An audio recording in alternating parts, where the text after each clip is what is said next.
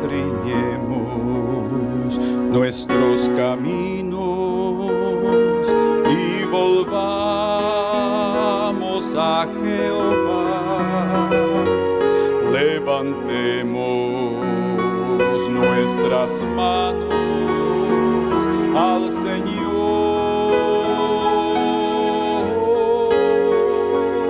Levantemos nuestras manos al Señor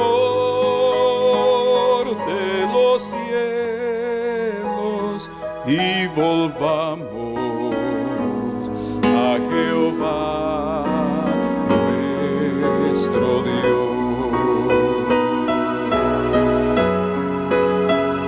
Por la bondad de Jehová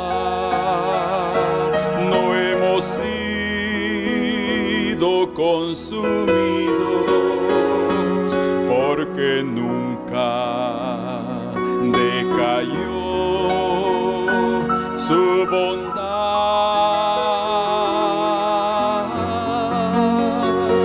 Nuevas son cada mañana, nuevas son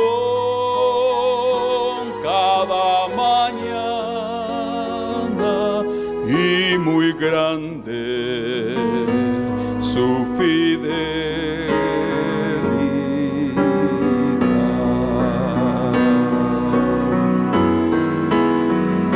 Escudriñemos nuestros caminos y volvamos a Jehová. Levantemos nuestras manos al Señor.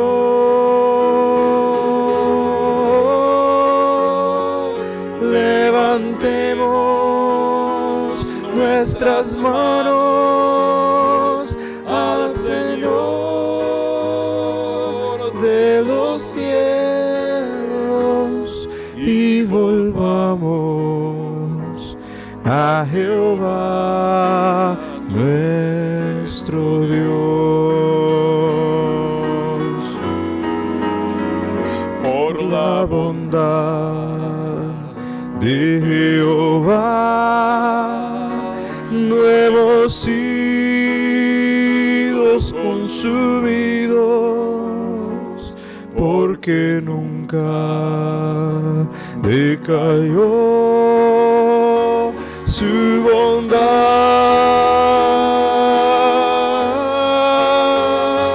Nueva es cada mañana, nueva es cada mañana,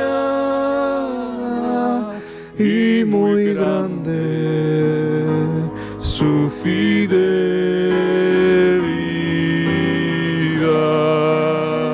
Por la bondad de Jehová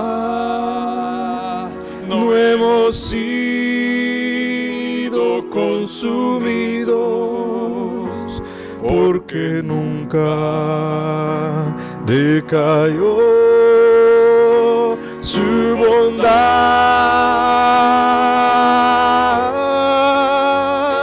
Nueva es cada mañana, nueva es cada mañana,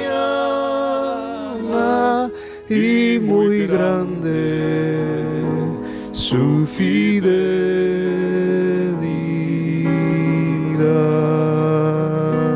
Y muy grande su fidelidad.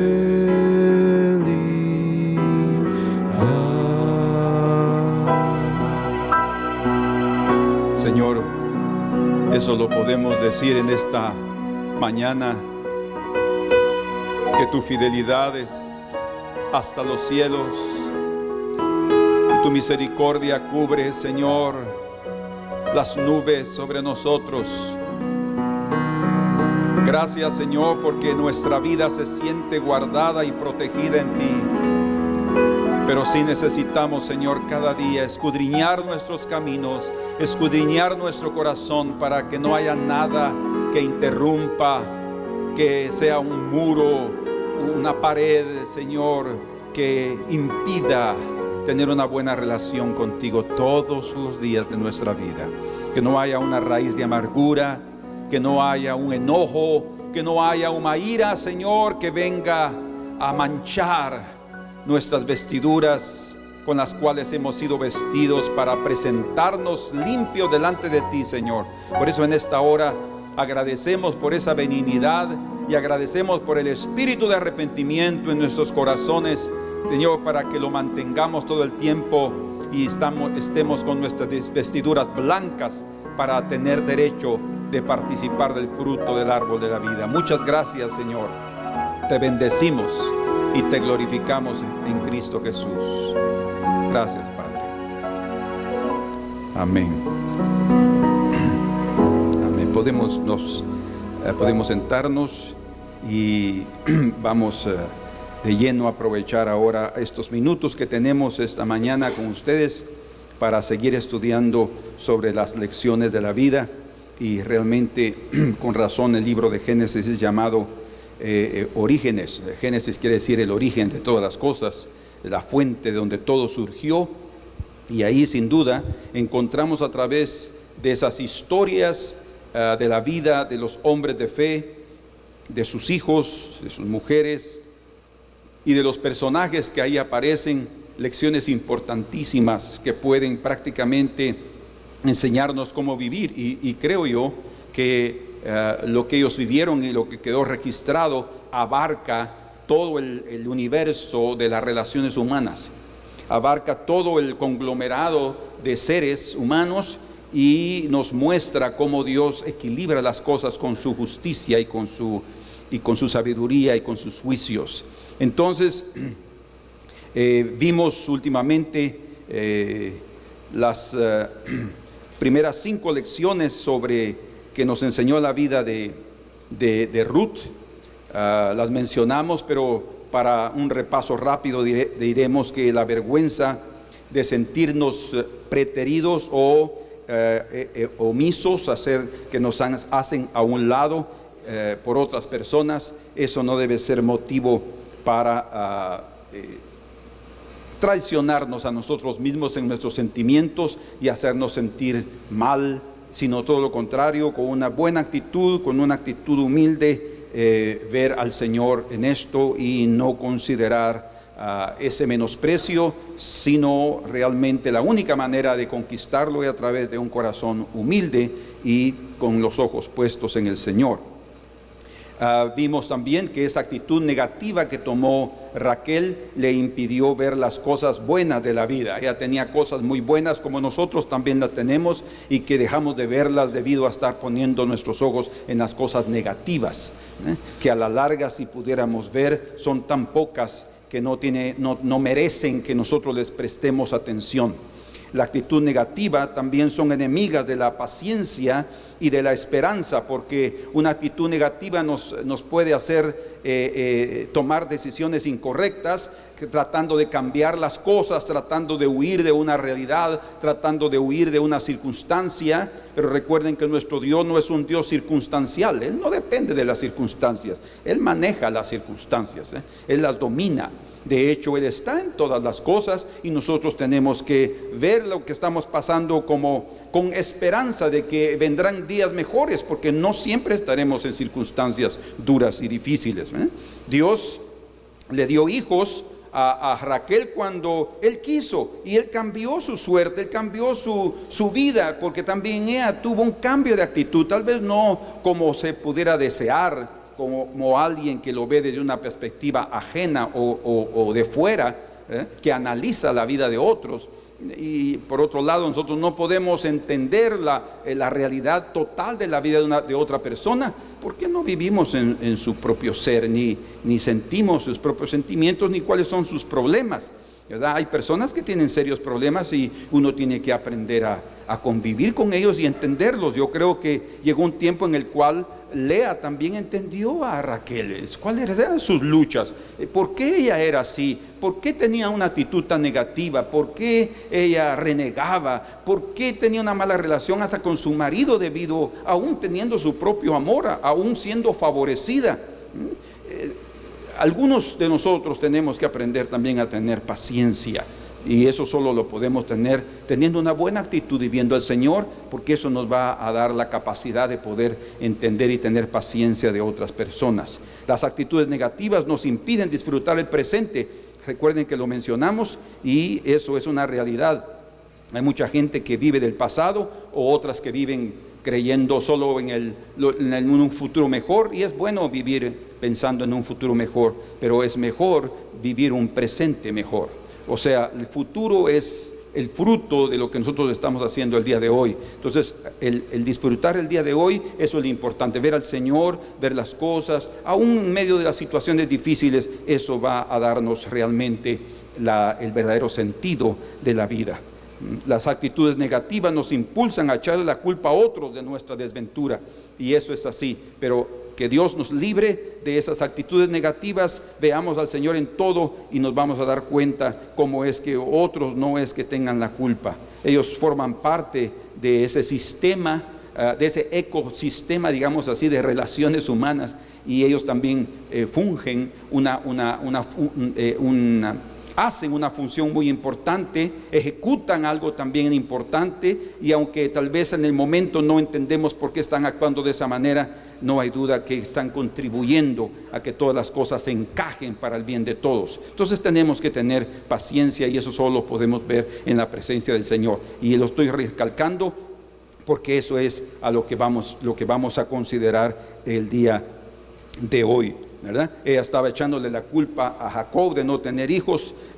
La envidia contra su hermana la hacía rebelarse contra sí misma y contra todas las circunstancias, y obviamente cuando lo hacemos así, lo hacemos también contra el Señor, ¿verdad? Pero la comunión que Jacob tenía con Dios, eso le daba otra perspectiva de la vida y lo hacía ver las cosas de diferente manera. Quiero decirles algo, y esta es la clave de todo aquí en este mensaje, y probablemente de la vida. Dios es la vida. El Señor Jesús dijo: yo soy el camino, Juan 14:6, la verdad y la vida. Él es la vida. Pero no solamente es la vida. Cuando nosotros estamos viviendo con Él, Él nos da el verdadero sentido de la vida que nosotros estamos viviendo. Cuando hay una rebelión en el corazón, cuando nos quejamos por las circunstancias, es porque no estamos viendo la perspectiva correcta de la vida, y eso demuestra claramente falta de comunión con Dios. No estamos delante de su presencia, porque en su presencia las situaciones van a ser totalmente distintas. Por eso es que dice aquí en el capítulo 29, verso 31 de Génesis, quedó registrado la acción divina en relación a los asuntos de los hombres y principalmente de los suyos. Dice ahí, viendo 29:31, y vio Jehová que Lea era menospreciada y le dio hijos, pero Raquel era estéril. Dice ahí esta frase, y le dio hijos, quiere decir, hay aquí una intervención directa de Dios en relación a la fertilidad de Lea, y hay una intervención directa de Dios en relación a la esterilidad de Raquel. Entonces, desde este punto de vista, podemos nosotros ya percibir que Dios está en todo, aunque hay personas que no lo pueden ver y muchos ni quieren verlo, y a otros que lo miran pero se rebelan contra eso porque no están de acuerdo en que les violen su privacidad y sus derechos. Eso es otro tipo de filosofía humana que ha permanecido en el corazón. No, eso no es moderno, eso es muy, muy antiguo. Pero en el capítulo 30 y verso 2 aquí se corrobora o se confirma la visión que Jacob tenía en relación a la intervención de Dios en los asuntos de los hombres. Y se confirma también en el verso 1 cómo es que Raquel no podía tener esa perspectiva debido a la falta de comunión con Dios. Raquel no tenía comunión con el Dios de Jacob y por eso ella no tenía el entendimiento correcto ni la actitud correcta para poder ver las cosas. Lo que estamos diciendo es que la relación con Dios diaria, eso nos hará victoriosos en la vida. Una dependencia de Dios y una permanencia en su presencia nos permitirá que nuestros ojos sean abiertos, que recibamos colirio, ¿sí?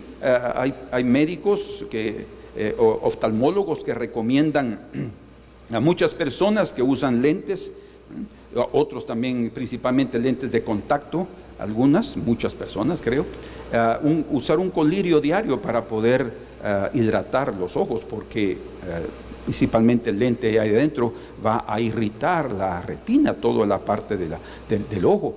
Entonces es necesario, aún los que usamos lentes, estos oftalmólogos recomiendan usar unas gotas que se colocan diariamente para dar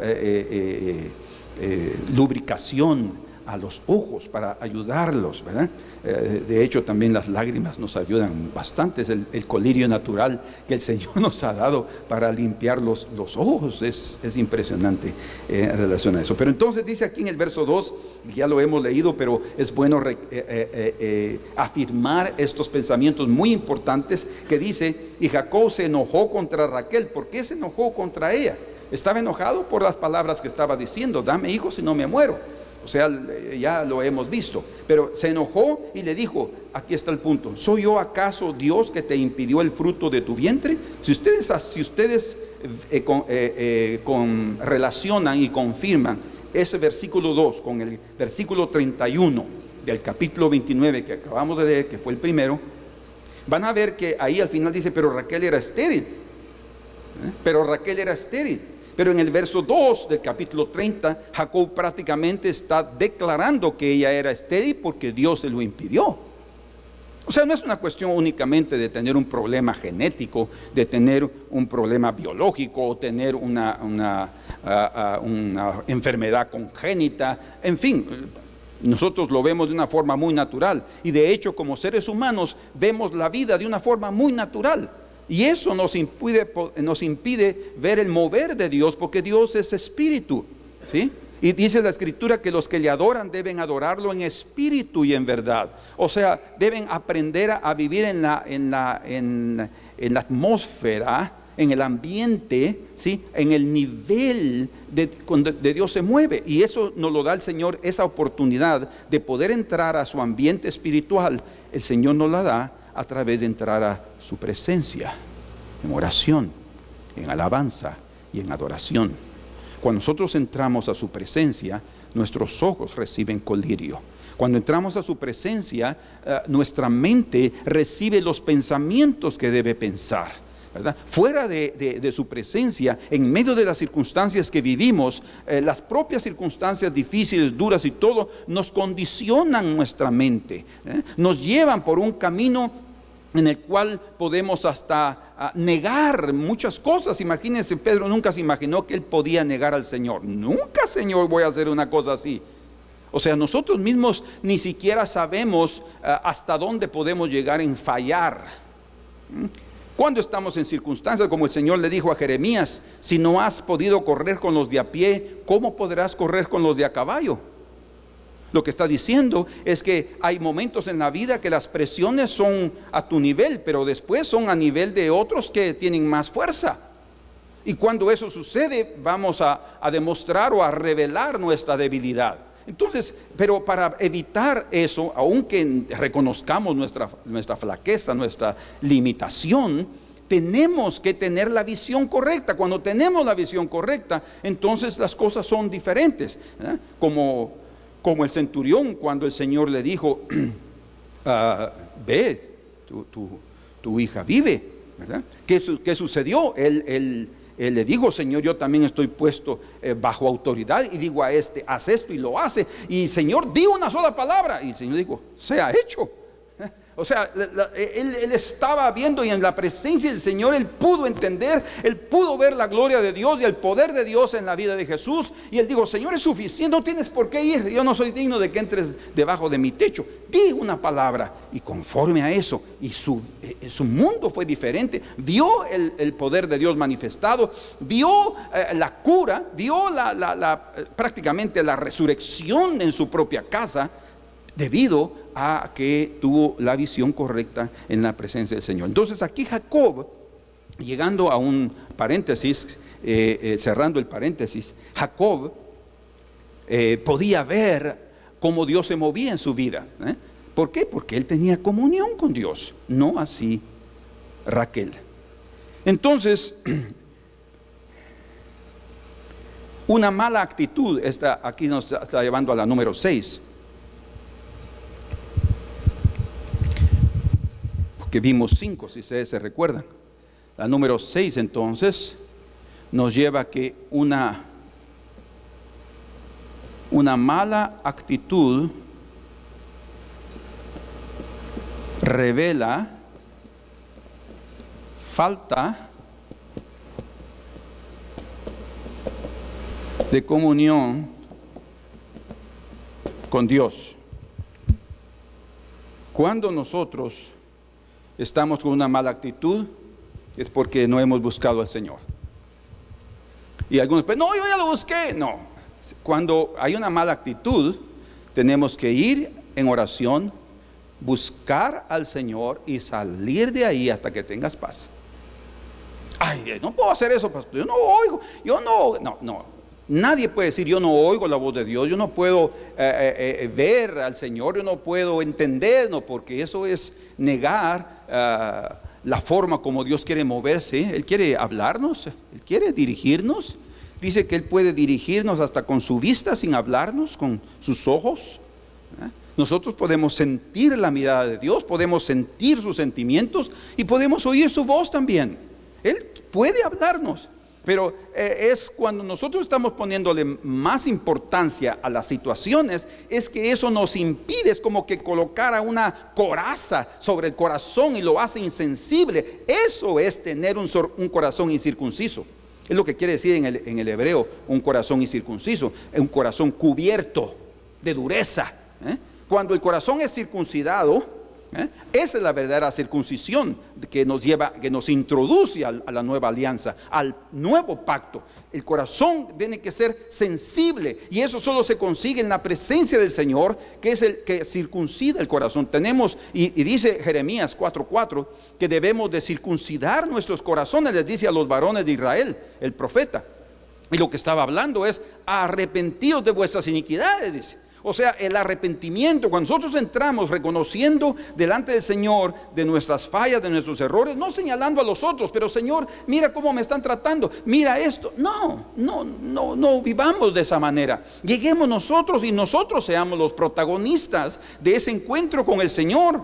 Seamos nosotros las personas que se disponen pues a ser escudriñados en aquel momento. Señor, mira mi corazón. ¿Qué es lo que vamos a ver al final de este mensaje? Entonces, la realidad de todo es que malas actitudes muestran falta de comunión. Y eso yo lo he visto también como pastores, parte de la experiencia. Cuando dice aquí la Escritura, hablando de Labán, en el capítulo 30, verso 27, dice: Labán le respondió, 30:27, halle yo ahora gracia en tus ojos y quédate, porque he experimentado que Jehová me ha bendecido por tu causa. He experimentado. Labán experimentó, quiere decir, él tuvo evidencias claras de que Dios estaba ahí a través de la vida de Jacob. Nosotros también, como siervos de Dios, como hijos de Dios, tenemos que decir: yo he experimentado. El que no experimenta, el que no vive, el que no siente, el que no le duele, pues, ¿verdad? Porque tiene que haber un cierto dolor, si no estamos insensibles. Entonces, cuando experimentamos el mover de Dios, cuando sentimos su bondad, cuando sentimos su misericordia, y cuando sentimos también, a veces como Jacob le habló a Raquel y le dice: ¿acaso soy yo Dios que te impidió? Pareciera que esa fue una palabra muy dura, Las personas que dicen, ay, dura es esta palabra, abandonaron al Señor. Juan 6:6. Juan 6:6. Juan 66. Dice eso. Imagínense, dura es esta palabra, ¿quién la puede oír? Y el Señor estaba hablando del pan, de su carne. El que no come mi carne bebe su sangre.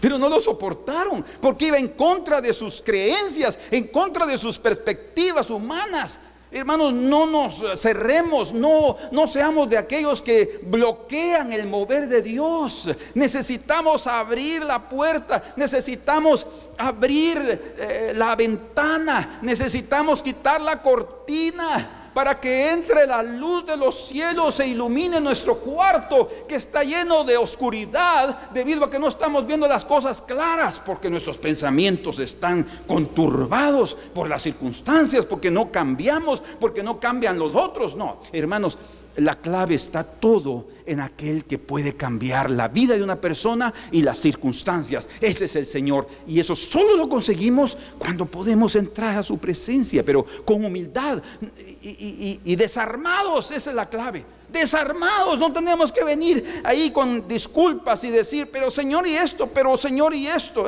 Hay muchas personas cristianas que viven siempre argumentando por qué Dios esto, pero por qué Dios permitió que hubiera un árbol de la ciencia del bien y del mal. Pero por qué Dios permite que tantos niños se mueran. Esos son argumentos, pueriles, perdónenme, argumentos de un niño. Argumentos, sí, yo entiendo que pueden ser motivo de cuestionamiento en tu corazón, pero eso no es suficiente para traerte paz o entendimiento. Tenemos que venir desarmados delante de aquel que es el perfecto, delante de aquel que sabe todas las cosas y que escudriña nuestros corazones, y que delante de él no podemos esconder nada. Quiero avanzar porque lo que está aquí es algo impresionante. Entonces, vamos ahora al Salmo 36. Vamos juntos ahí a ese salmo. Espero que ya estemos ahí. Salmo 36.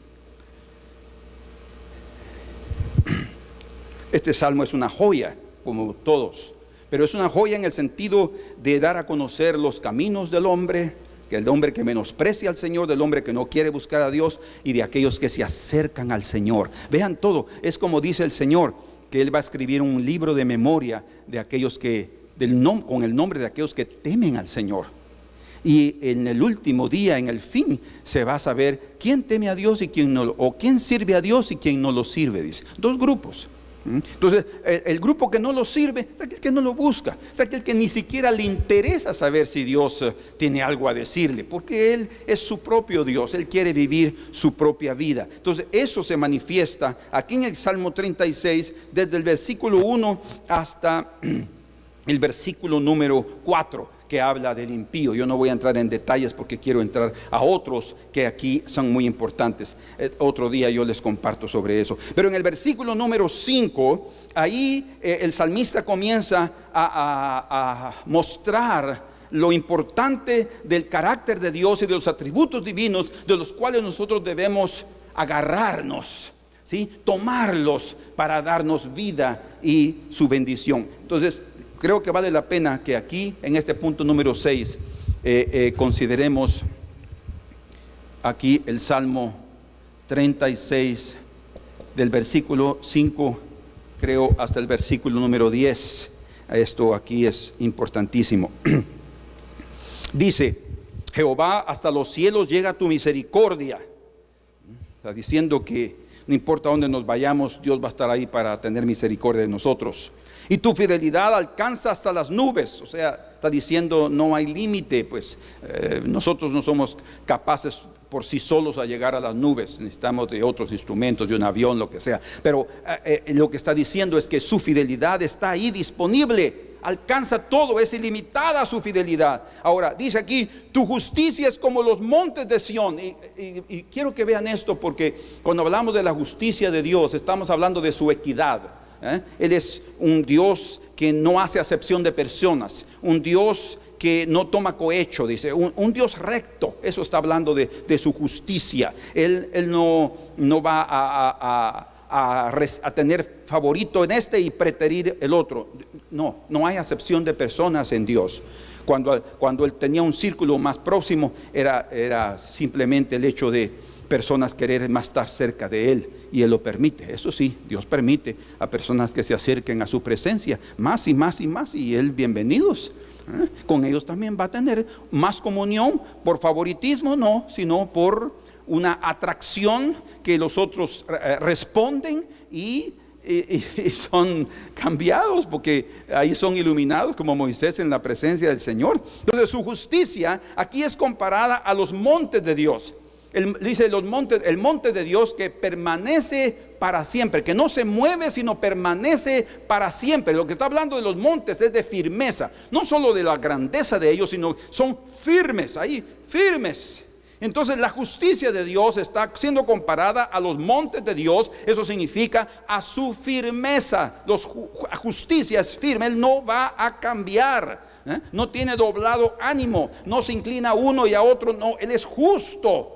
Y es más, Él trata a su pueblo primero, dice, el juicio debe comenzar primero por la casa de Dios. Y si primero comienza por la casa de Dios, dice, ¿qué va a suceder con los impíos y pecadores? Entonces, aquí luego dice, tus juicios, abismo grande, un abismo, una profundidad. ¿Por qué son comparados sus juicios a un abismo? Porque está hablando de que sus juicios, o sea, las acciones de su justicia, cuando Él interviene en los asuntos de los hombres, Él aplica sus juicios. Él dice, ¡pum!, decretado, esto va a ser así. Sus juicios son insondables. La mayoría de las personas no los entienden. La mayoría de personas se quejan de ellos, pero son de las cosas más preciosas que puede existir en el mundo. Dios nunca hará nada incorrecto.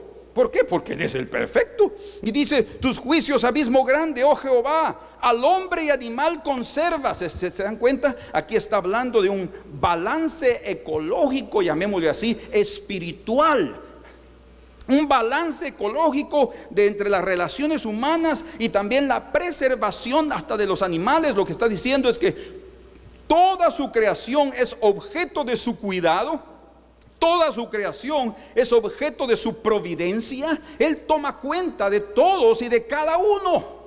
Y si Él conoce por nombre cada estrella, ¿cómo no nos va a conocer a nosotros?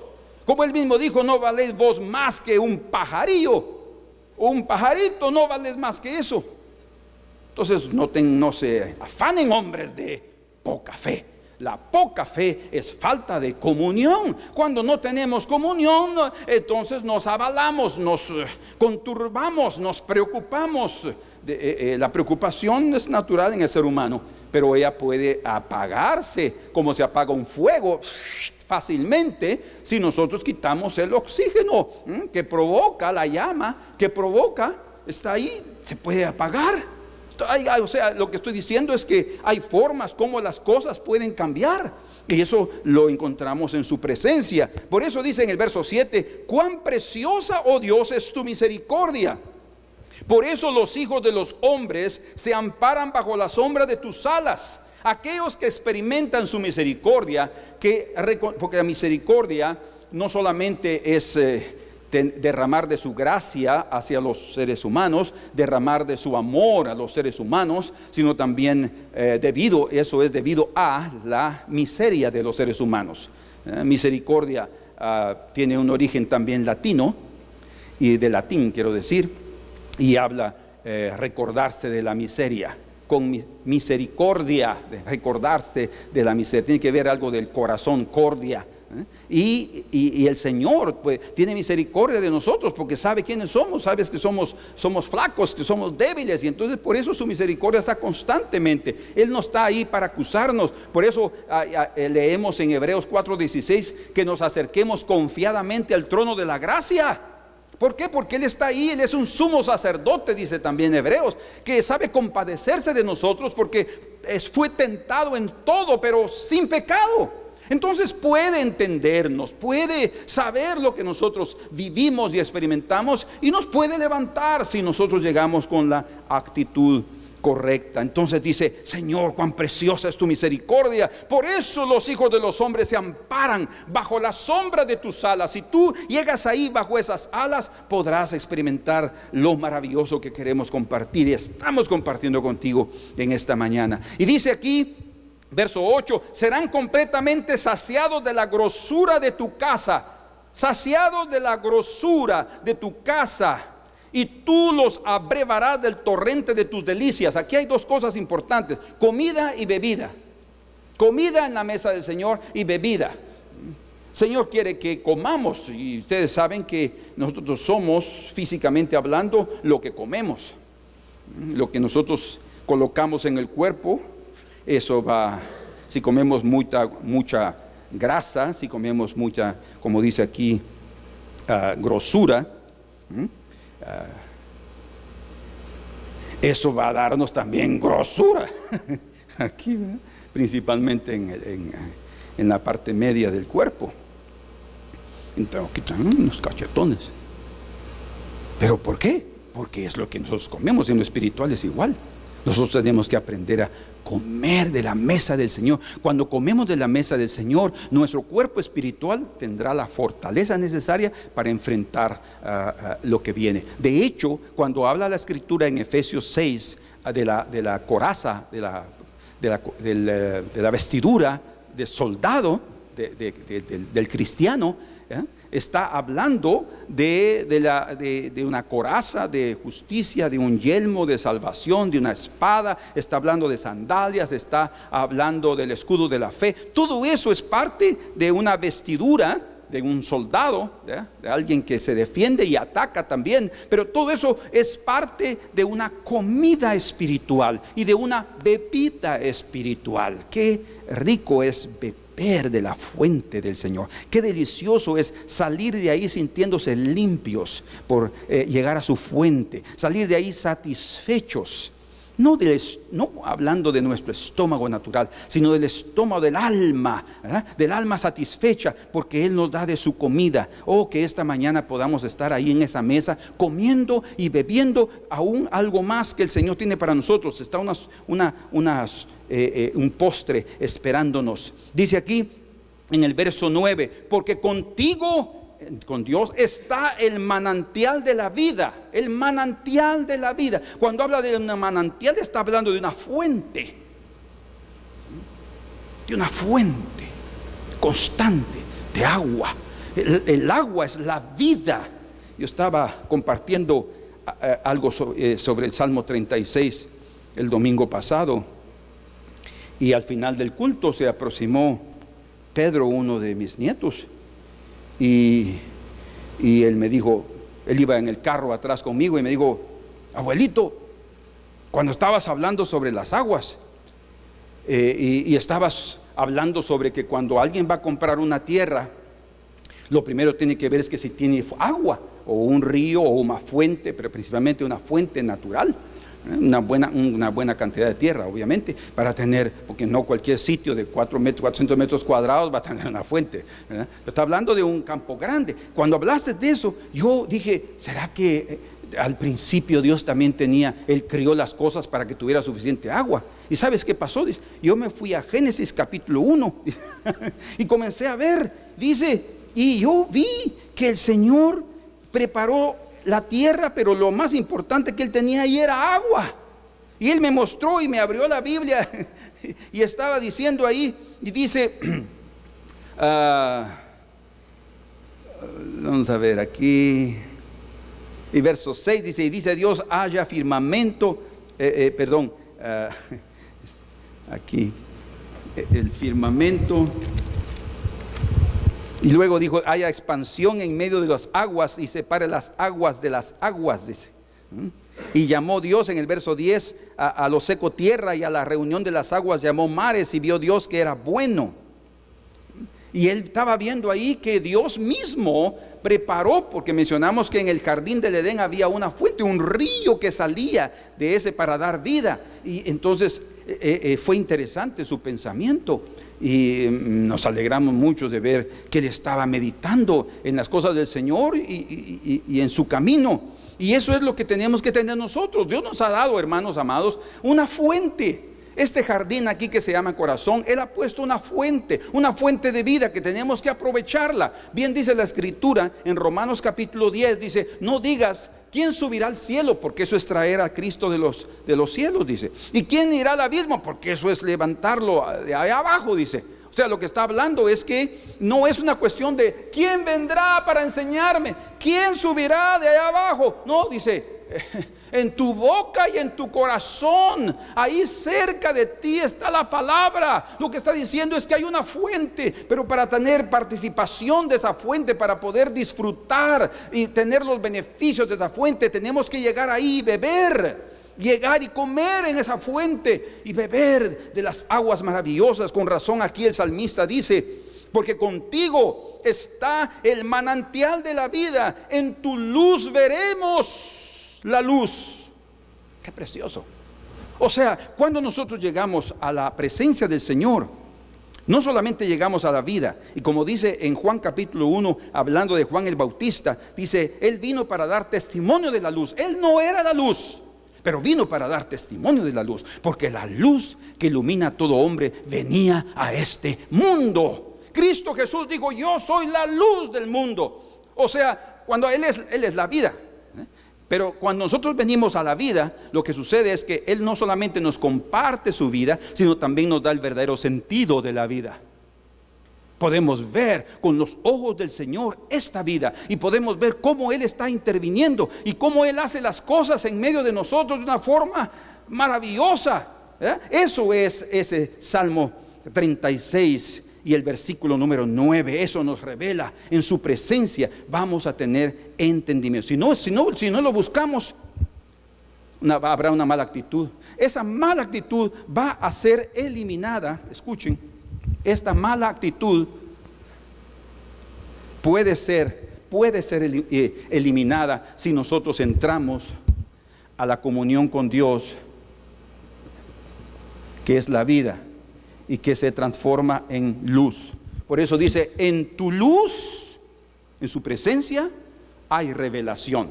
En tu luz veremos la luz. O sea, la forma correcta, la revelación correcta, la realidad correcta de las cosas. Solo ahí entenderemos por qué estamos pasando por esos momentos. Solo en su presencia vamos a tener también la fuerza necesaria para soportar y decir: hijo, esto que está sucediendo en tu vida, esta enfermedad, esta falta de recursos financieros, esta soledad que estás pasando, todo eso tiene un propósito. No ha venido aquí para quedarse, para establecerse. No, pero es un proceso. Y si tú aprendes a tener una actitud correcta en medio de eso, vas a sacar tesoros de en medio de las tinieblas. Es lo que revela el libro de Isaías. Dice que Él quiere darnos los tesoros de las tinieblas. En medio de los momentos difíciles hay joyas, hay perlas, hay diamantes, hay oro, hay plata. Que todo eso está escondido. El Señor quiere darnos riquezas espirituales, pero solamente a través de entrar ahí. Pero lo conseguimos, dice: en su luz veremos la luz. El entendimiento vendrá y entonces nosotros podremos vencer. Con razón aquí termina diciendo en el verso 10: extiende tu misericordia a los que te conocen y tu justicia a los rectos de corazón, Señor. Y dice: no venga pie de soberbia contra mí.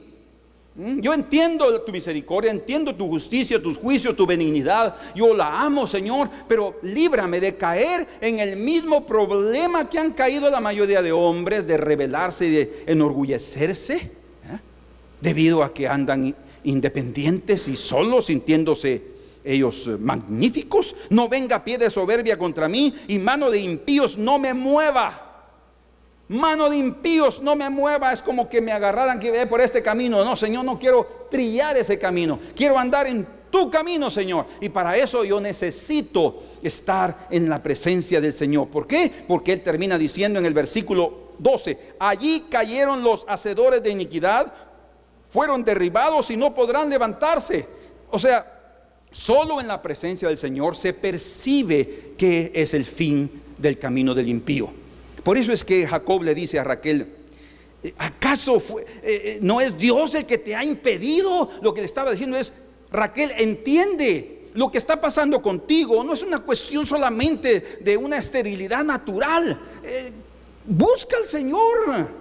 Acepta al Dios que es de mi padre Abraham, de mi padre Isaac, y que es el mío también, que se encontró conmigo antes de llegar aquí contigo, y que yo estoy revelando su justicia aquí en medio de ustedes. Si tú vienes y entras a esa comunión, vas a poder ver las cosas diferentes. Era el mensaje que le estaba transmitiendo a Raquel, un hombre que tenía comunión con Dios.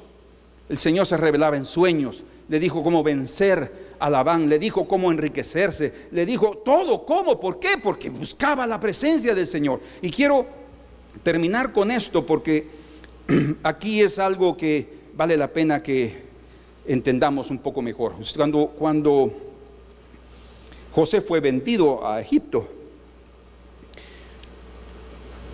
pues fue una experiencia otra vez para él terrible, de muerte. Para sus hermanos, una experiencia malvada. Pero en aquel momento ellos no entendieron hasta dónde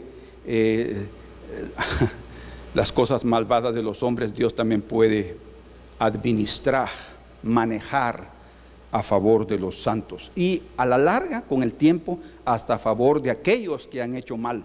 Imagínense qué sabiduría, qué misericordia de Dios, que no nos señala por nuestras obras malas. Lo único que espera es arrepentimiento en nuestros corazones. Entonces, cuando eso sucedió, dice ahí en el capítulo 45 de Génesis, está ya el momento cuando José se da a conocer a sus hermanos, y ellos se asustan de ver que el hombre que estaba ahí, que parecía realmente un egipcio, era su hermano. Después de 22 años de separación, pensando que estaba muerto, que había desaparecido, nunca más lo vieron. Ahora es el segundo en Egipto, el imperio de aquella época.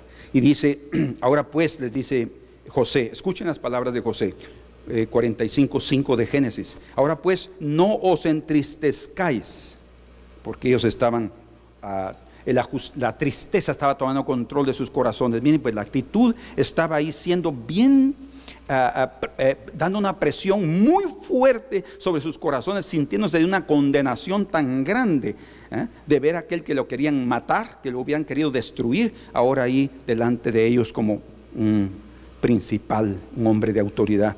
Dice, ni os pese de haberme vendido acá, porque para preservación de vida me envió Dios delante de vosotros. Lo que está diciendo es, ¿quién me envió? ¿Ustedes? No, señores, mis hermanos queridos, no fueron ustedes. Pero nosotros te vendimos, José. Sí, yo sé, y eso cada uno es responsable de sus acciones. Pero Dios aún tiene control de cada situación. ¿Perciben lo que estoy diciendo? Que Dios aún controla las malas actitudes y las malas intenciones de otras personas para el bien de tu propia vida, y algo más importante, para el cumplimiento de sus propósitos eternos. Eso es maravilloso. Entonces, luego les dice aquí, estamos en el verso 6, pues ya ha habido 2 años de hambre en medio de la tierra. Él sabía lo que estaba sucediendo, y aún quedan 5 años en las cuales ni habrá arada ni siega. O sea, la situación es difícil. Ustedes han venido aquí en el tiempo indicado. Y Dios me envió delante de vosotros, vean qué impresionante el plan divino, para preservaros posteridad, o sea, para cuidar de vuestros hijos sobre la tierra, y para daros vida por medio de gran liberación. Así pues, no me enviasteis acá vosotros, sino Dios, que me ha puesto por padre de Faraón, o sea, con el dominio y con el consejo sobre Faraón, y por señor de toda su casa, como mayordomo fiel, por gobernador en toda la tierra de Egipto.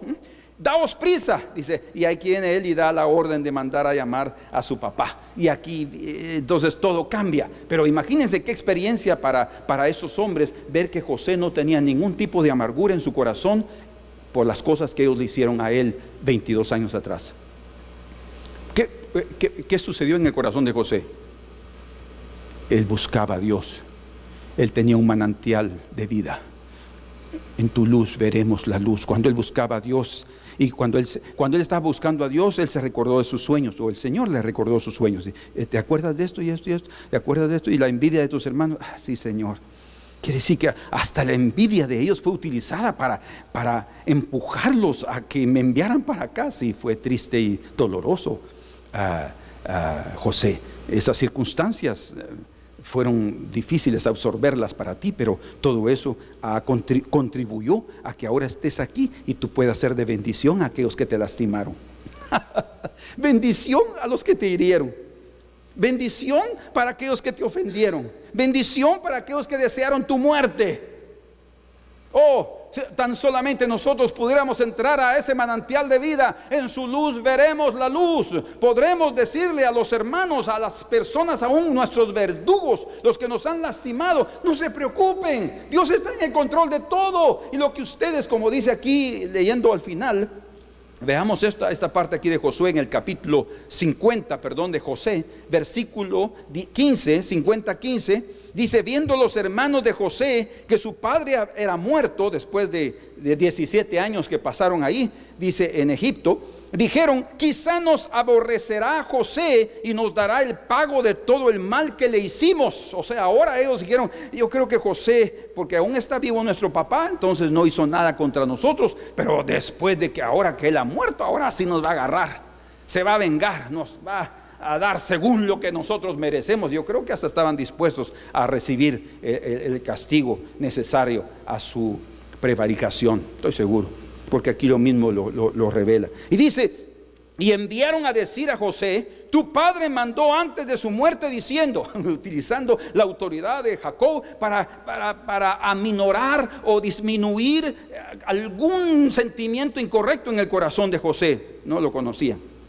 Y dice: así diréis a José: te ruego que perdones ahora la maldad de tus hermanos y su pecado. Oigan hasta dónde el Señor los llevó a estos hombres. Mucho tiempo pasó, 22 años. Ahora la maldad de tus hermanos y su pecado, porque mal te trataron. Por tanto, ahora te rogamos que perdones la maldad de los siervos del Dios de tu padre. Y dice aquí el final de ese versículo: y José lloró mientras hablaban. ¿Por qué estaba llorando él ahí? ¿De rabia? No. Oh, él estaba quebrantado. Y otra vez el Señor le traía memoria y le abría sus ojos, y la luz del Señor estaba ahí para mostrarle cómo es aquel momento tan duro donde estaban ellos: vendámoslo, matemos a ese para que se acaben. Y él gritando a sus hermanos para que no se lo llevaran los ismaelitas, y ellos ni siquiera lo voltearon a ver. Ahora están ahí, sí, pero quebrantados. Y entonces dice que José estaba llorando, y dice: vinieron también después sus hermanos, porque eso fue un mensaje que mandaron a decirlos, como tratando de acalmarlo, y se postraron delante de él, cumpliendo las profecías, los sueños, ¿sí? Postraron delante de él y dijeron: henos aquí por siervos tuyos. Para librarse de una venganza, tratando otra vez ahora de ponerse en sus manos para que él también se suavizara. Dice: bueno, está bien, serán mis siervos, yo voy a hacer con ustedes lo que yo quiera. Aquí seremos tus siervos. Pero oigan lo que dice José. Y les respondió José: no temáis, ¿acaso estoy yo en lugar de Dios? ¿Acaso soy yo Dios que te ha impedido tener hijos? ¿De dónde vino ese entendimiento en la vida de José, de Jacob? ¿Y de dónde vino ese entendimiento en la vida de este hijo de Jacob? Por estar en la presencia del Señor. No temáis, ¿acaso estoy yo en lugar de Dios? Vosotros, escuchen, pensasteis mal contra mí, mas Dios lo encaminó. El Dios que su justicia es como montañas y sus juicios como abismos insondables, incomprensibles para la mente humana que no busca a Dios. Dios lo encaminó a bien para hacer lo que vemos hoy, dice, para mantener en vida a mucho pueblo. O sea, el Señor estaba anticipando ahí lo que Él haría con Cristo Jesús. Cómo es que utilizó un pueblo para llevarlo a la cruz, y después la muerte de Jesús salvó a todos estos que lo mandaron a la cruz. Era una revelación de lo que venía más adelante de nuestro Salvador. Y la actitud que Él tuvo también cuando Él dijo: perdónalos porque no saben lo que hacen. Y ahorita llegamos al punto final. Ahora pues, no tengáis miedo, yo os sustentaré vosotros y a vuestros hijos. Y dice: así los consoló y les habló al corazón. Quiere decir, los calmó. Entonces ellos entendieron de la pureza del corazón de José, y la clave era que él tenía un manantial, que es el Señor. Un manantial.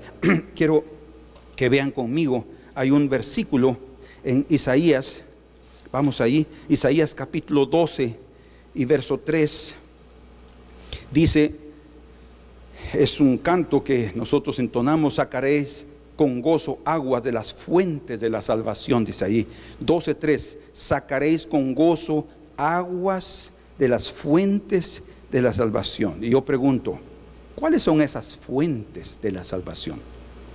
¿Dónde podemos sacar aguas de salvación?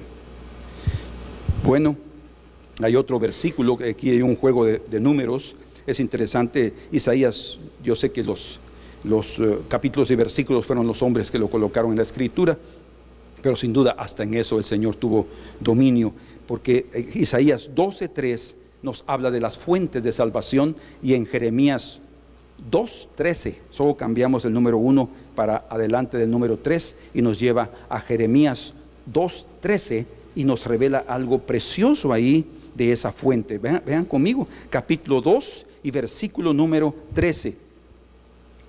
Dice: porque dos males ha hecho mi pueblo, dos males. Me dejaron a mí fuente de agua viva. Jeremías está diciendo ahí que la fuente de agua viva que habla Isaías es Dios mismo. Y bueno, es Dios el que hablando a través del profeta Jeremías, diciéndole a su pueblo: me dejaron a mí fuente de aguas vivas. Y ustedes pueden leer todo el capítulo 1 y capítulo 2, está hablando ahí de la apostasía de Israel. Apostasía significa dejaron el camino de Dios. ¿Pero por qué lo dejaron? Porque abandonaron la fuente. Hermanos, cuando una persona abandona la fuente, cuando deja de buscar a Dios, las cosas de la vida comienzan a tornarse más difíciles, comienzan a tornarse oscuras, porque está dejando la luz. Comienzan a tornarse complicadas. ¿Por qué? Porque todo lo ve difícil, imposible, porque comienza a debilitarse su fe, porque la fe está en Dios y es Dios mismo.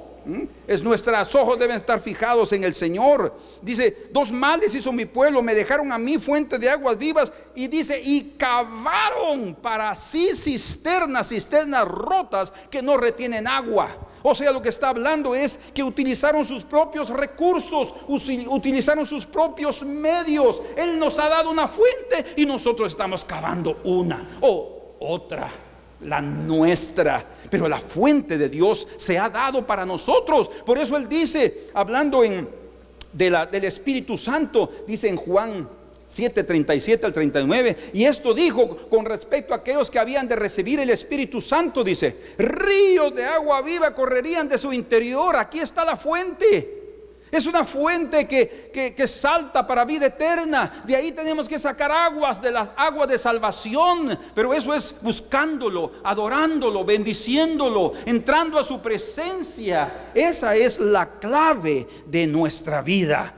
El Salmo 36 y verso 9 está hablando que en él está el manantial de aguas vivas, y en su luz veremos la luz. Si José lo entendió, si Jacob lo entendió, si Jeremías e Isaías lo entendieron, nosotros también necesitamos entenderlo y ver al Señor como la fuente de nuestra vida. Bendito sea el Señor. Bien dice aquí en Jeremías capítulo 17 y versículo número 13.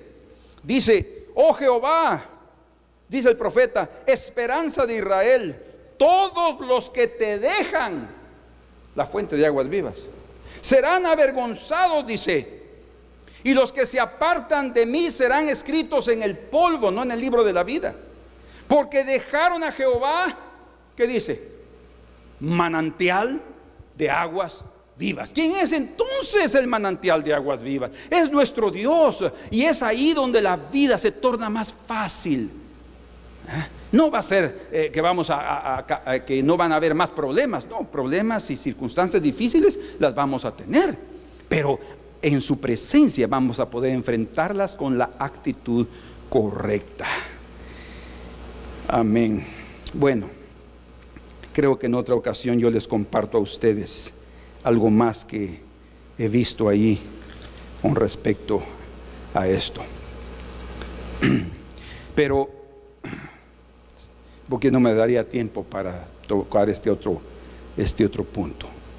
Pero delante de la maldad del corazón del hombre, Dios es la única fuente de vida y de luz para que los que viven en su presencia coman de su mesa y beban de su bebida.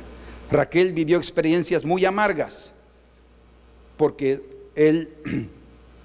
ella no se rindió al Dios de Jacob. Fue difícil para ella rendirse al Dios de Jacob. Desde el principio de su relación con Jacob, ella no se rindió.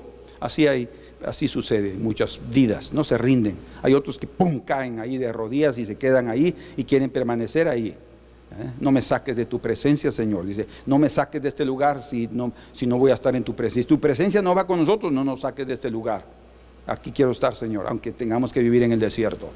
Eso es tener una visión correcta, entender quién es el manantial de la vida y entender correctamente la vida. Entonces, las actitudes negativas de Raquel le impidieron humillarse y buscarlo. Ese es otro problema serio aquí.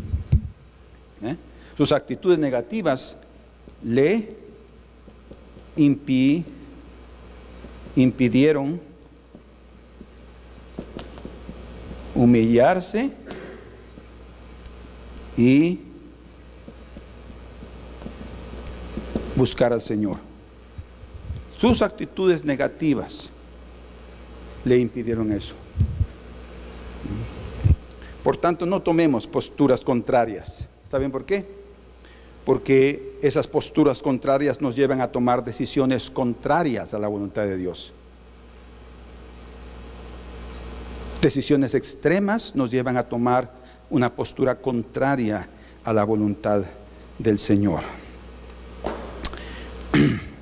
Arrepentimiento es algo importantísimo y no voy a entrar en detalles en relación a lo que yo quería tomar más tiempo, pero debido a que se nos fue, solamente quisiera terminar con una historia de un profesor de escuela bíblica, que él estaba hablando sobre la muerte de Judas y cómo él traicionó al Señor. Y de repente le hizo la pregunta a un niño que estaba ahí, y voy a pensar en un nombre para no dar otras ideas, pero pensemos en fulanito le dijo, ¿qué hubieras hecho tú si tú hubieras traicionado a Judas, al Señor como lo hizo Judas? Tú te hubieras colgado también, te hubieras ahorcado en aquel árbol, le dijo el profesor a aquel niño. Y el niño se quedó pensando y le dijo, profesor, yo también me hubiera colgado. ¿Cómo? Sí, yo también me hubiera colgado, pero no me hubiera colgado del árbol que se colgó Judas. Yo me hubiera colgado del cuello de Jesús y le hubiera suplicado su perdón y su misericordia.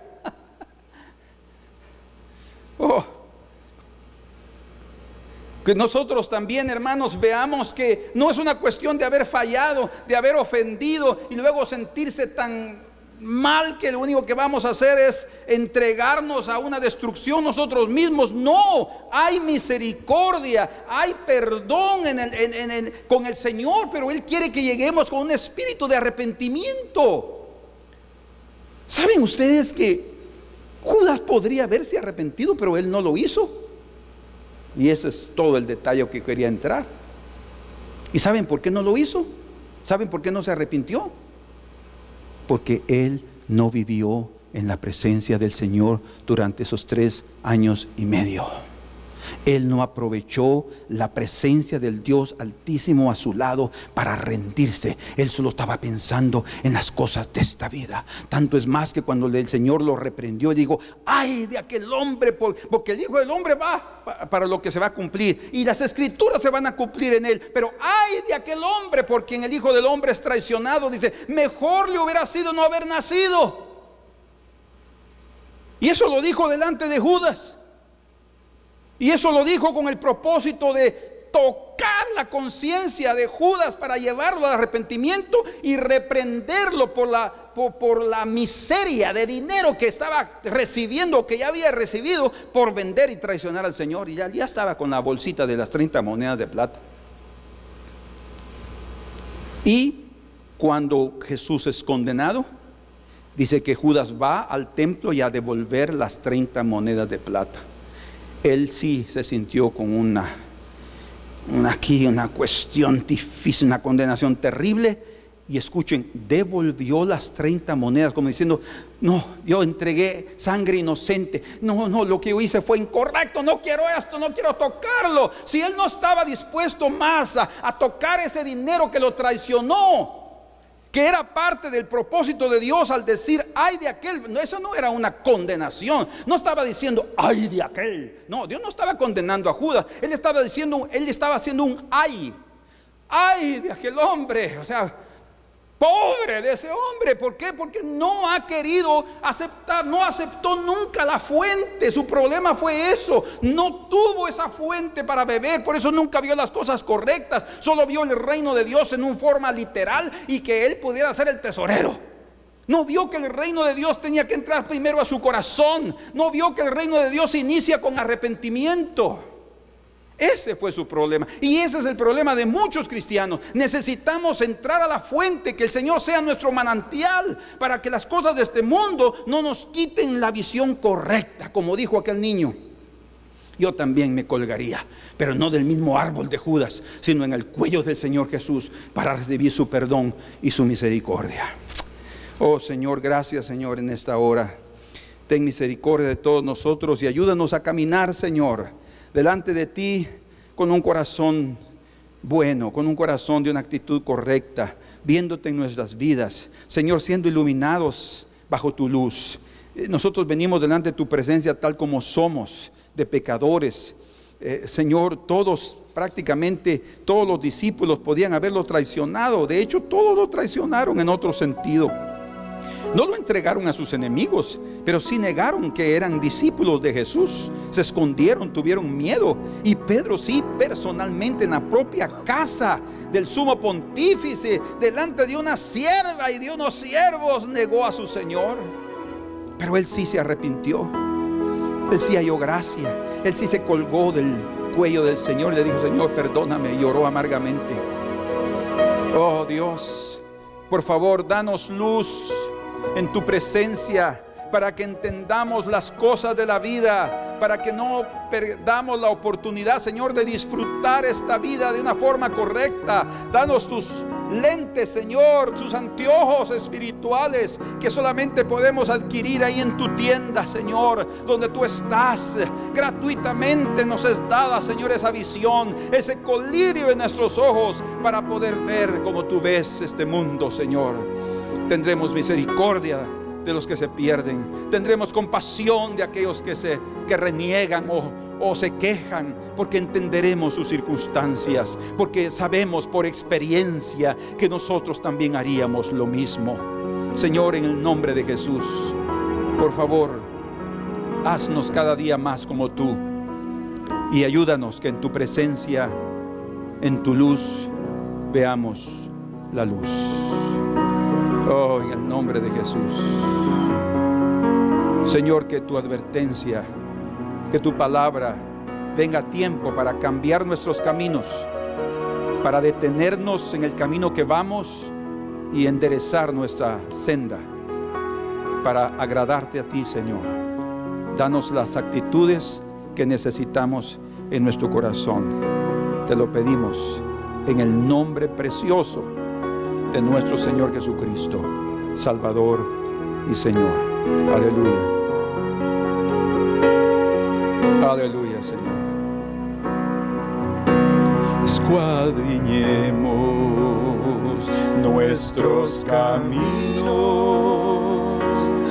y volvamos al Señor.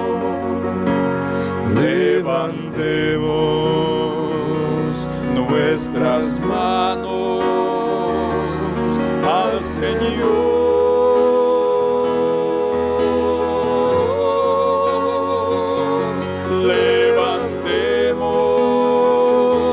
Nuestras manos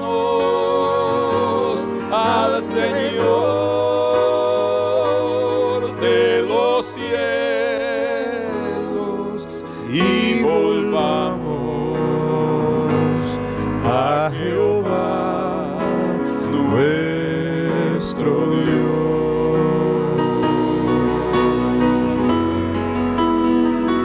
Por la bondad de Jehová no hemos sido consumidos, porque nunca decayó su bondad.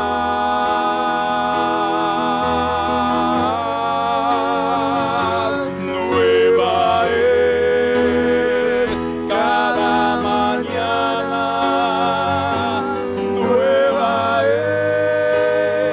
es cada mañana, y muy grande su fidelidad.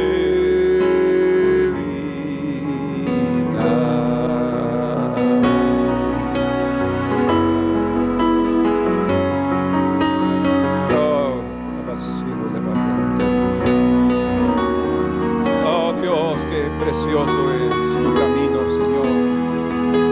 Enséñanos a andar en esa vereda. Enséñanos tus caminos, tus sendas preciosas, Señor, para que seamos como tú, Dios. Bendito tu nombre. Bendito sea, Señor. Nueva es cada mañana, nueva es cada mañana, y muy grande es su fidelidad.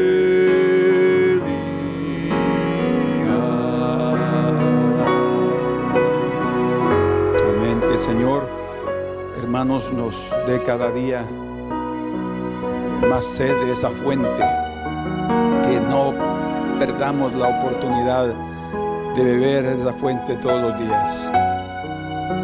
No lo dejen solo para el domingo, no lo dejen, no.